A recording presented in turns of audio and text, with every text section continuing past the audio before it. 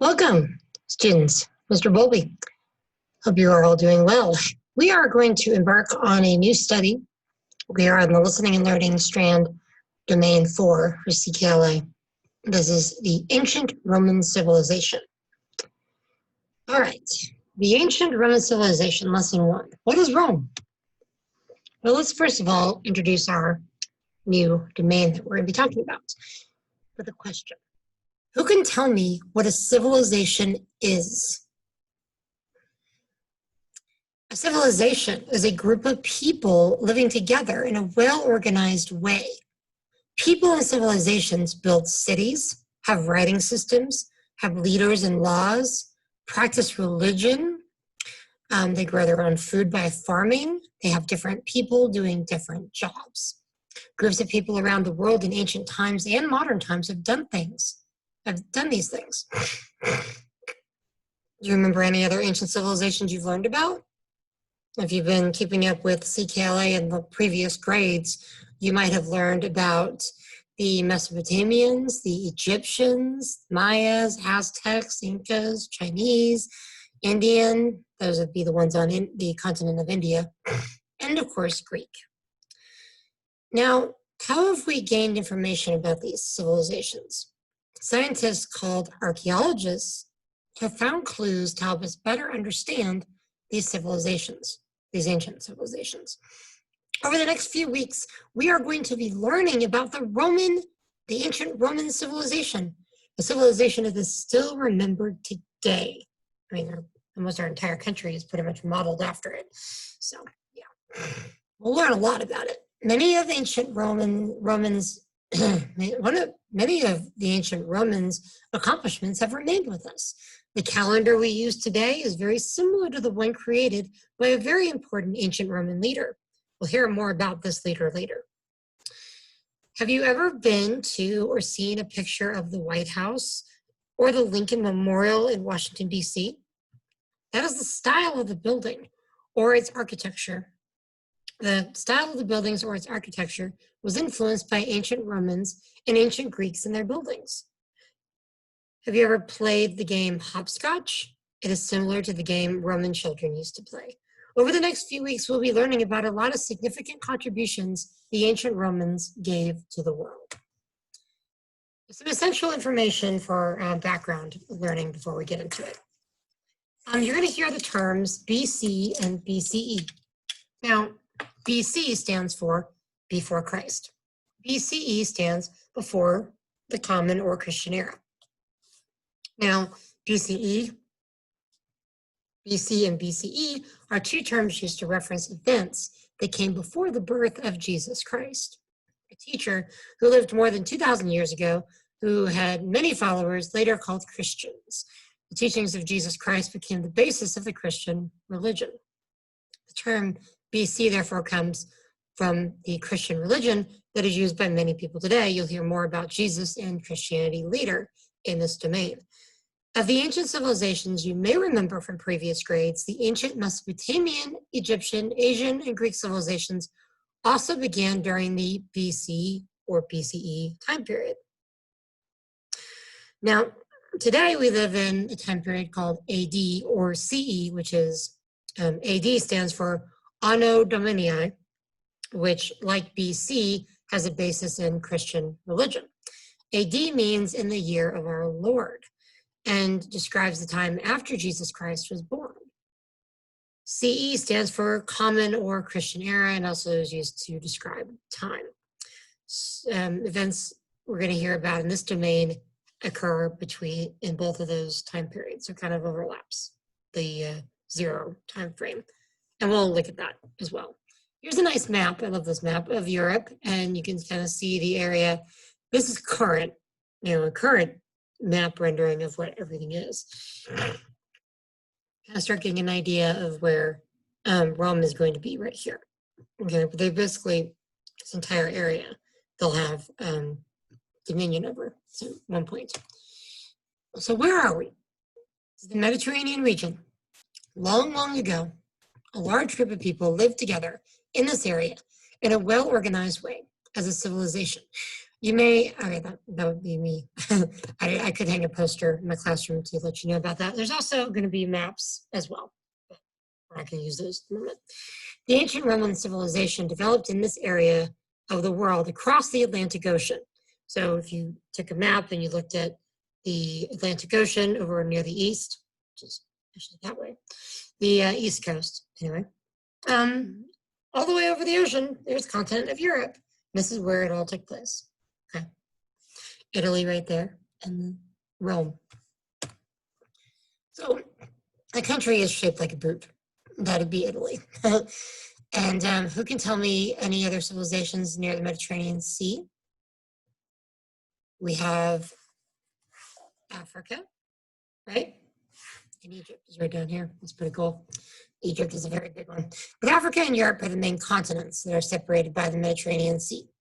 And that's what I'm talking about. There's also two larger bodies of water. The Strait of Gibraltar, if you look on the map here, this little tiny strait, this is just an easy way to get from Africa over to Spain to cross the continent, used by a lot of people to cross over in that way. All righty. All right, excellent. As I was sharing earlier, if you go to the state of Washington, D.C. and look at the White House or the Lincoln Memorial right here, I've actually stood right here on these steps and actually been in the White House myself, just as a tour, obviously. No official political business. Anyway, I was just there to visit. It's really neat that walking around DC and seeing all this, and you can see all these pillars here. These very much looks like how the Romans basically designed their buildings. We very much modeled a lot of our own architecture after Rome. All right, let's keep going. Now you're going to be listening to this read aloud in order to learn more about the ancient civilization and how it developed long ago. You're going to see a lot of photos in this domain. Obviously, cameras, I don't know, cameras didn't exist back then. Pretty modern invention, but we obviously have illustrations to imagine what it would look like. Some photos are more recent photos of what the Roman ruins look like and what some of the cities look like now and what they look like before, probably in a rendering. All right, so let's get started with some vocabulary words. They're very important for us to first get an idea of what words we want to talk about. So these are words that are going to come up in our domain as we listen. The first one is architectural. Okay, that's what I was just talking about with the design of the buildings. It's related to the art of designing buildings and other structures, describing the style in which the buildings or structures are designed. Artifacts are man-made objects, such as tools or ornamental decorations that show how a group of people lived and developed in their way of life. When we talk about Oklahoma history or any history, really, we use a lot of references to artifacts, ancient artifacts that people find on the ground, underground, and buried in caves or mounds or all sorts of places that teach us about how people lived back then, where they lived and how they lived. Culture, the characteristics that make up a group of people and a way of life. Empire, a group of countries or regions ruled by one ruler or one government. A large area usually controlled by one emperor. Okay. Frescoes are colorful pictures made by painting or wet plaster on a wall or ceiling. Ruins, the remains of a structure or old civilization, a destroyed town, city, or building. Okay, ruins. Vibrant, full of life and energy. All right, let's get started. I love this picture, by the way. This very vibrant picture of this, not that. Those are very, the word vibrant because it's over here. That's what vibrant is. Something lively and bright. We just went over that. This is a bird's eye view of the Roman Colosseum, which we'll be talking about. Very neat. All right. What is Rome? Rome is the capital city of Italy, which is a country in Europe. This aerial scene shows what you might see if you visit Rome today. It is a beautiful, vibrant city, full of fascinating things to see and do. Here's something that thousands of people travel to Rome to see every year. Does anyone know what it is? It's called the Colosseum. When you look at this picture, you might ask yourself another question. What was the city of Rome like a long time ago? After all, this building does not appear to be new or in very good condition. That is because it's almost 2,000 years old. This famous building is just one of the countless remains from the ancient Roman civilization. The Colosseum was basically a big sports stadium for Romans.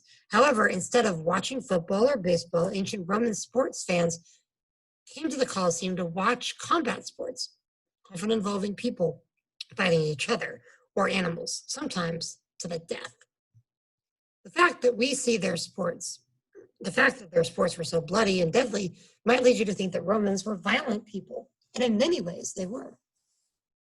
And they were in many ways. I totally reread that. Anyway, I love this picture.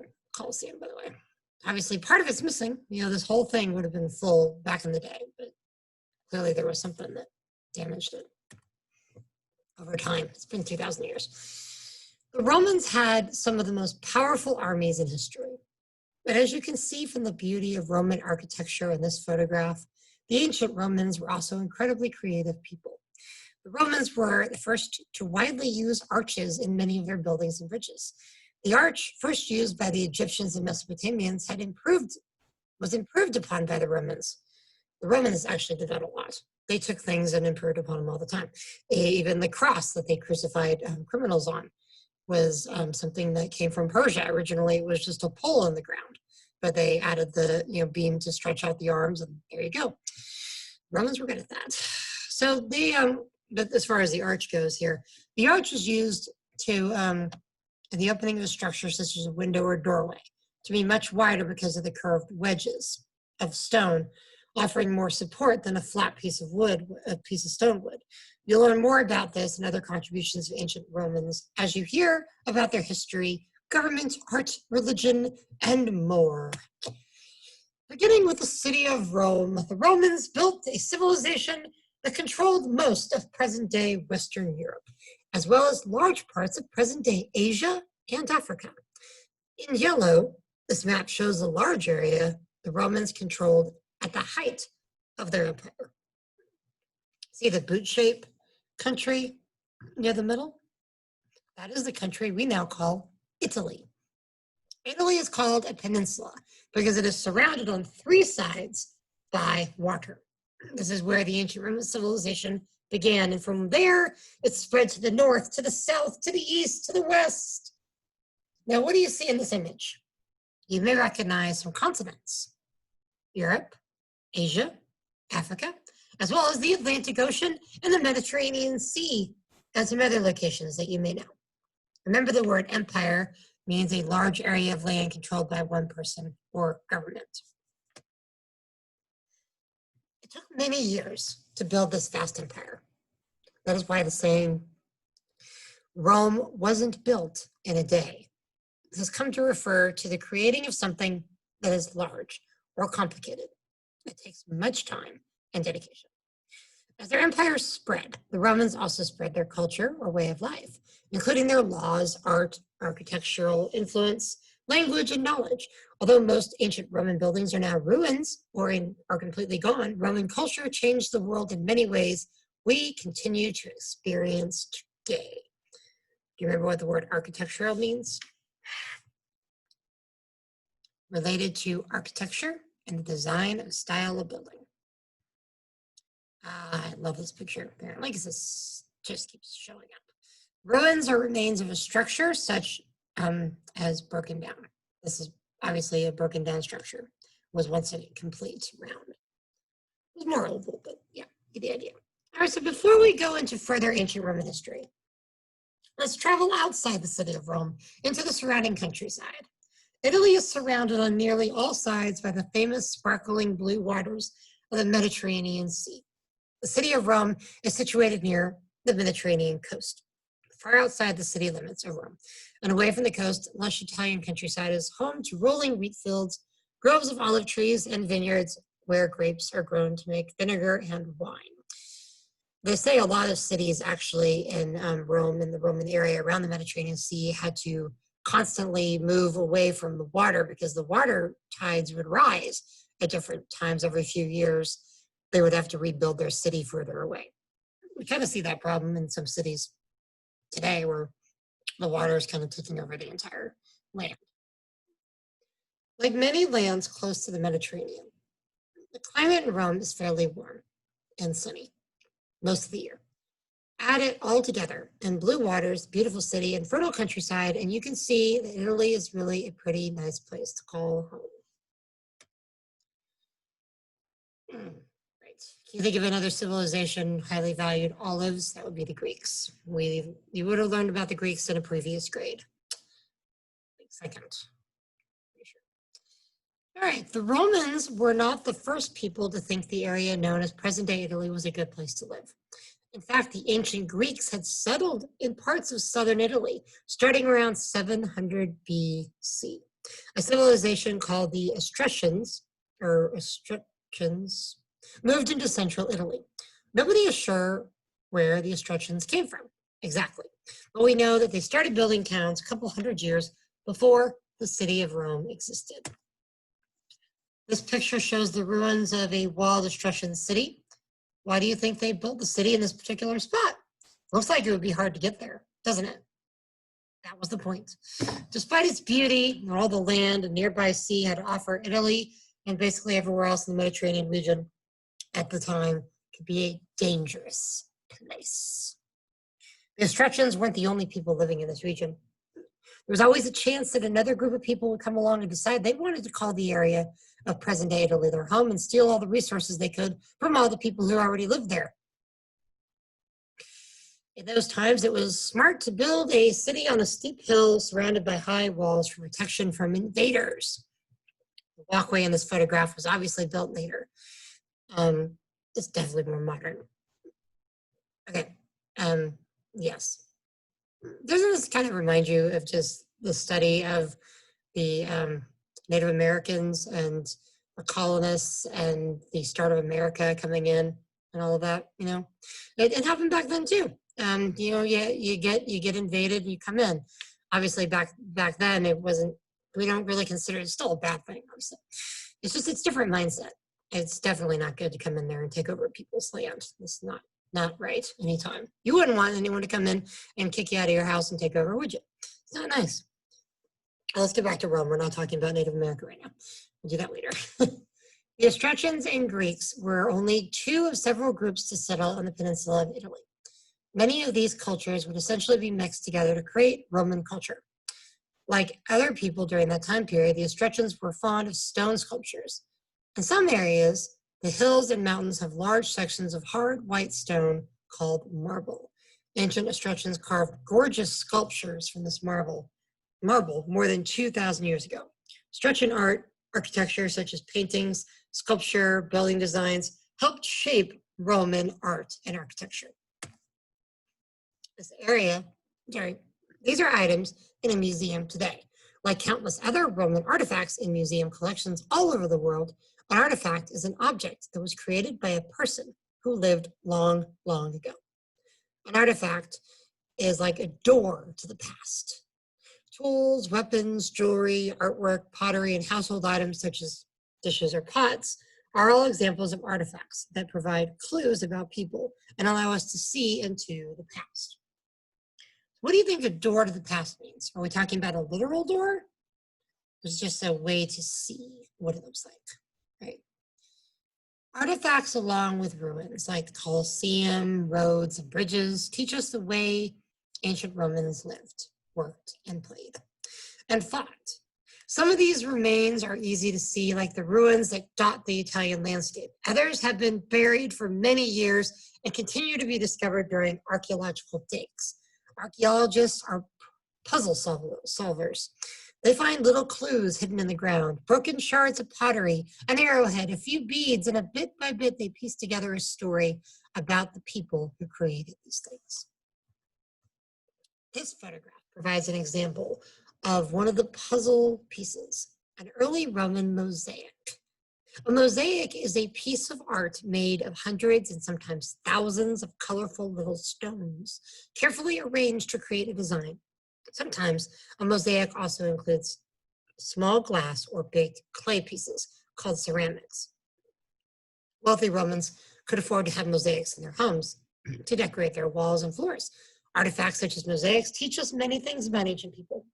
Looking at this mosaic, you can see that the ancient Romans were very artistic and creative. You can also see what a Roman from that time actually looked like a person, right? Like a human. I mean, obviously. The amazing thing about the artifacts of the Roman Empire is that a lot of them have not actually been discovered in the city of Rome. In fact, many artifacts have been discovered in present-day Italy, haven't been discovered in present-day Italy at all. This mosaic was created by Romans, but was found in the present-day nation of Turkey, which straddles Europe and Asia. So it's in between. It was found hundreds of miles from Rome, but it was still a Roman mosaic. How is this possible? Well, Turkey right here. So, yeah, straddles Europe and Asia. Well, Rome as well as discover. Well, as you've heard, the city of Rome is the current capital of Italy. But during the height of the Roman Empire, about 2,000 years ago, it was the capital of a very large portion of the world. You'll slow down when you read. The Romans had powerful armies, and over the course of hundreds of years, they set out to conquer and rule every bit of land they could find. The Roman Empire extended from present-day Italy in every direction, north through the present-day France, all the way to Britain, south to North Africa, west to Spain, east across Asia through present-day Turkey, all the way to the Middle East. What do you think conquering means? When you say to conquer, look at the context, okay?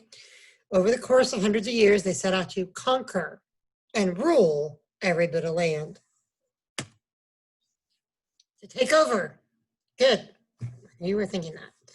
Okay.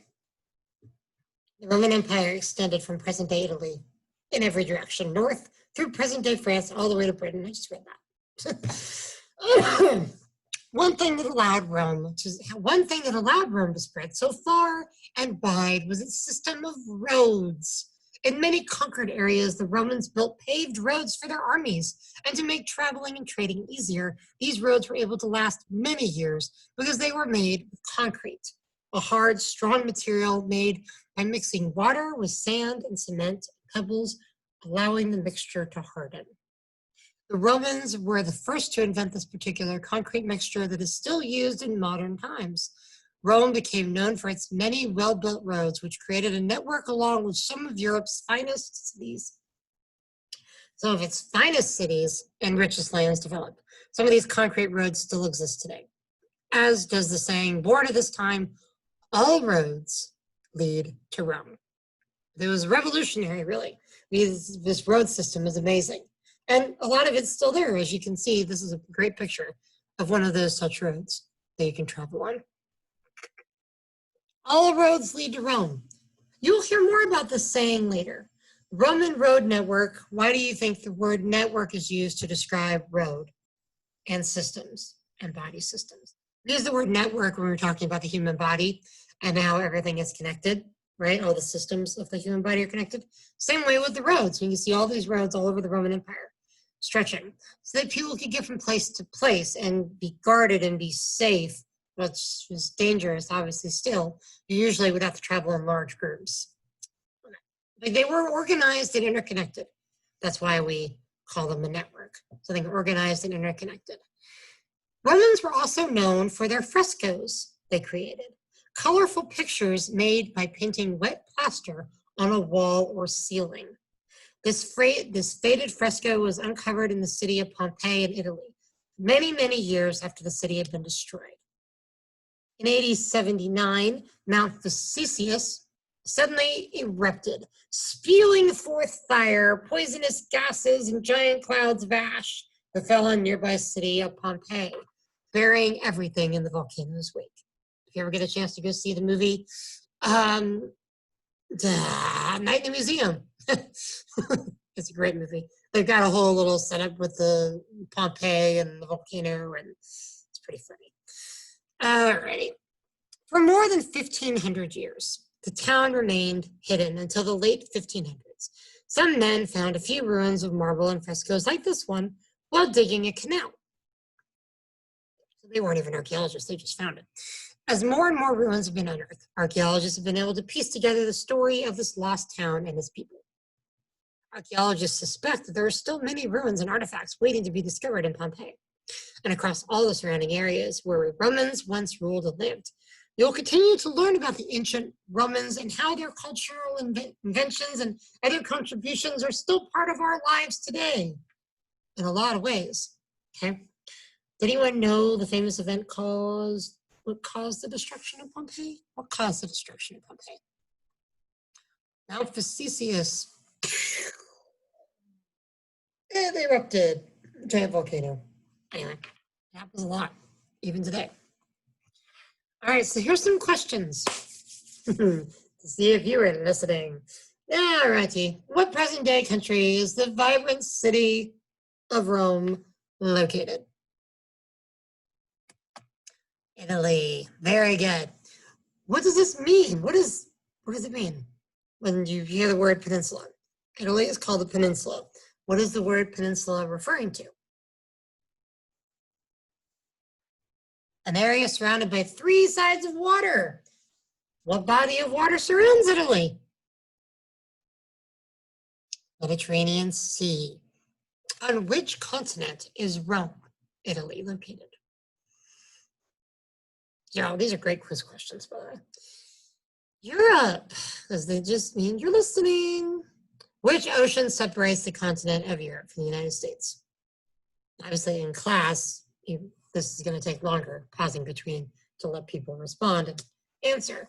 But you're watching this, so I'm hoping that you're kind of thinking about the question before I move on to the next answer. Okay, the Atlantic Ocean separates Europe from the US. Okay, there's a whole lot of water in between. That's Australia. Sorry, wrong ocean. There, Atlantic. There we go. All right, a lot of water. Okay. One group that settled on the peninsula of Italy before Roman civilization began known was the Etruscans. There was another group, those were the Greeks. At that time, why did people consider it safer to build a city surrounded by walls on a hill? Well, because they had to defend them from invaders and people wanting to conquer the land around them. Pretty much for thousands and thousands of years, that's how things worked. You invaded territory, you come in and you take over. Still happens today in more modern worlds. It's more or less, we can try to protect people from that happening or defend people when that happens, that kind of thing. We have more technology now than they did back then.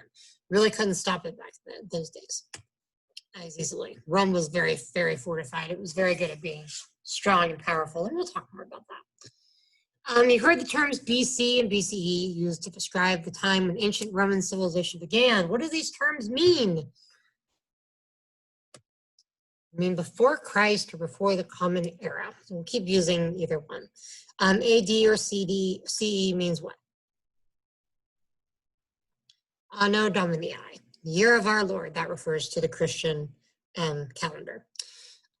Christian or Common Era during the time period before, around when Jesus was born, could have been about 84. We don't really know for sure. It has to do with the calendar of Augustus Caesar and all the different Caesars and when they did their census and everything else. But we're assuming it's around 4 or so 80. Either way. Alrighty, describe what you see here. Looks like a Roman network of roads. You're right. What invention helped to create this lasting network of roads that still exists today? You said concrete. You were right. Yay. Now, this is a very important Roman contribution. Do you know why? The invention of concrete made it possible to build many roads for people to travel on in and out of Rome and for Rome to expand. I mean, the empire got huge because of that. But look at that. It's a lot of Roman roads, okay? Concrete, of course, is still used today. What is an artifact? There's an important question that we ask ourselves a lot in history. An artifact is an object that was created in the past by a person. Now, some examples of artifacts that you saw and heard about from today. Mosaics, tools, weapons, jewelry, artwork, pottery, ruins, old networks of roads, household items such as dishes or pots, etc. Were all artifacts from the Roman Empire found in Italy? Hearing no. Why not? Well, Rome was very big. It went from one side to the next, and it was the same thing. The Roman Empire controlled a large area at its height. Now, height in that sense means at its fullest expanse, like when it was as large as it could get. It controlled a lot of area. Okay. What do you call a person who uncovers these artifacts and studies the past?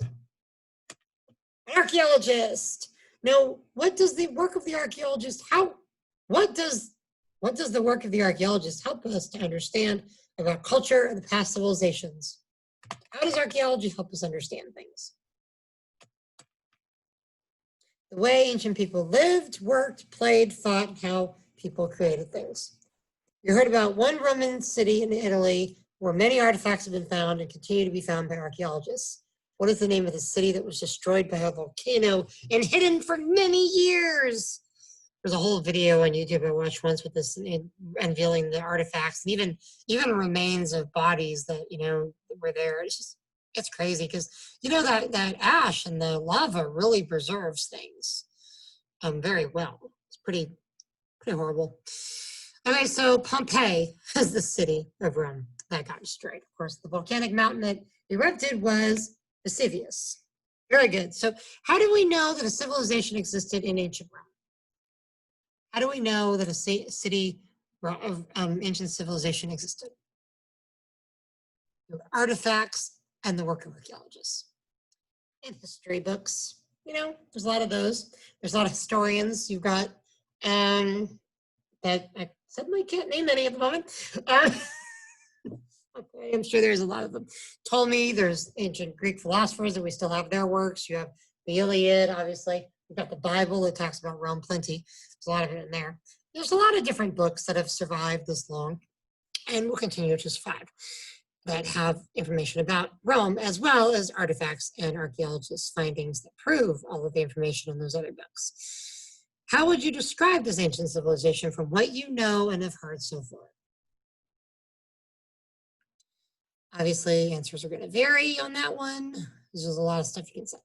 All right, so how would you answer the question of today's read aloud? What is Rome? Rome is a present-day city in the country of Italy. Rome was the place where the ancient Roman civilization began.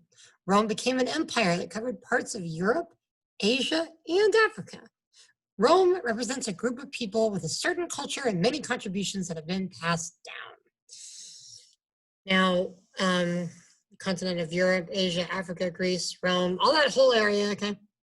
So here's a think. This is a where, pair, share question that I'll ask in class after the read aloud is over. This is sort of a way that we can kind of learn what kind of questions to ask. This helps us become better readers. It also helps us become better historians, better scientists, better learners, learning how to ask the right questions. So your goal here is to find a question to ask. Think of a question you can ask your neighbor about the read aloud. It starts with the word where. Remember when we talked about reading and we said that where is your setting, okay? Same thing, your setting of a story, your where is your location. It's like, where is Italy located? That's an example. So think of a question to ask your neighbor to turn and talk and ask them that question. And then we'll share them with the class. All right, I love this map, by the way.